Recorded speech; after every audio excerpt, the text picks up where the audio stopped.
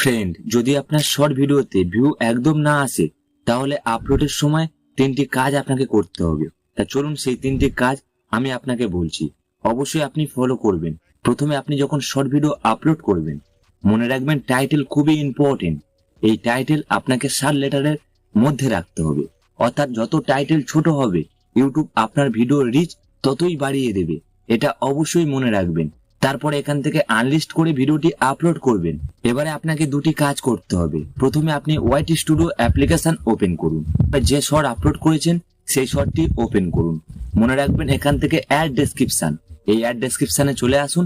আপনার ভিডিও সম্পর্কে কিছু তথ্য এখানে দিতে হবে, আর এটা যদি আপনি করতে পারেন তাহলে আপনার ভিডিও রিচ ইউটিউব অনেকটা বাড়িয়ে দেবে। আর 3 নম্বরে সব থেকে ইম্পর্টেন্ট অ্যাড ট্যাগস, এর উপরে আপনি ক্লিক করুন। এখানে ভিডিও টাইটেল প্রথমে পেস্ট করুন, এছাড়াও ভিডিও রিলেটেড কিছু ট্যাগ এখানে অ্যাড করে দিন, তাহলে দেখবেন আপনার